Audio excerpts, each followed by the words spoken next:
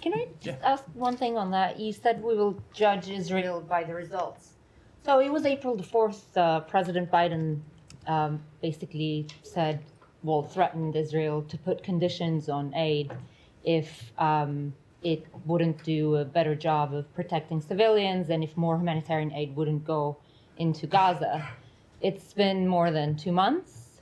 U.S. government has taken no action and also has not basically made an assessment on how well or not Israel has done. So I don't quite understand the judgment part. So it's because we have seen them take steps that have been productive. Not always perfect in every instance, but let me just go through some of them. So we saw after that phone call and after the president made clear that our policy would be dependent on the results, we saw the opening of Zekum. We saw the opening of Erez Crossing.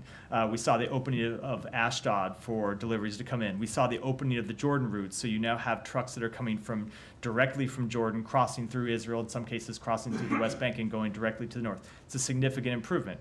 Now, we also saw in the south initially an increase in the number of trucks in, but then barriers since the beginning of the Rafah operation. So what we judge Israel by is now that we have somewhat stabilized, not by any chance gotten the north to where it needs to be, but at least stabilized the situation from where it was 2 months ago. How do we improve the situation in the north in the wake of, in the south in the wake of the Rafah operation?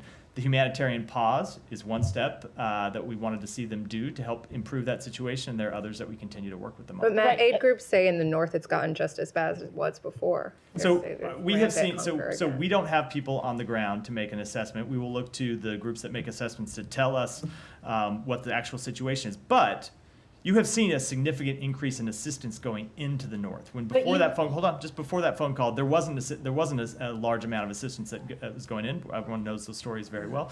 We have now seen assistance going in. Now, look, when we see reports from humanitarian groups, say the IPC that issues reports from time to time, we will take a look at those, and if there are things that need to change, we won't hesitate to be direct with Israel about how they need to make those changes. But we have seen an improvement in the aid situation going in the north, and we've seen somewhat of a stagnation in the south, and that's what we want to see reversed. But that improvement in the steps didn't actually translate into results, because you just said that the distribution hasn't improved, and that has a lot to do, especially in the south, with the start of the Rafah operation. Okay, it's not the major, you guys don't call it the major military operation, but in the end, it basically obstructed the delivery of aid, and that was an action taken by Israel. So the point I made, it's not just the Rafah operation. There has also been attacks on trucks, attacks on humanitarian convoys coming in by common criminals and looters. That isn't an action taken by the government of Israel,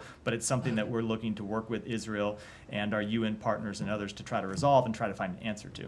Okay, final thing on this. Is the U.S. government actually going to give itself a certain time frame on when to deliver or make an assessment on what the president said on April the 4th?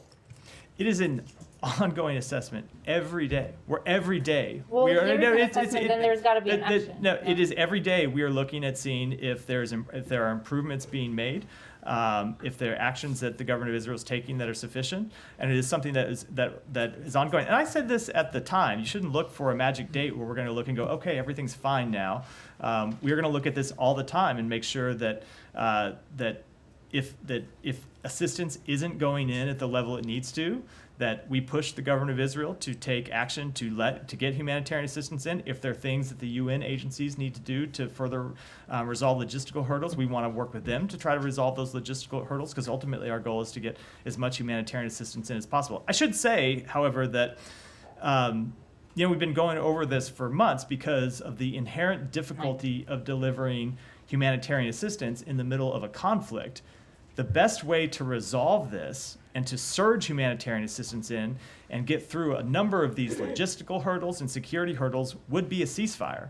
It's why we continue to push to try to get a ceasefire agreement, because not every one of these issues, but a number of these issues that are presented by trying to deliver aid in the middle of an ongoing conflict would be at least mitigated, if not fully resolved. Yeah.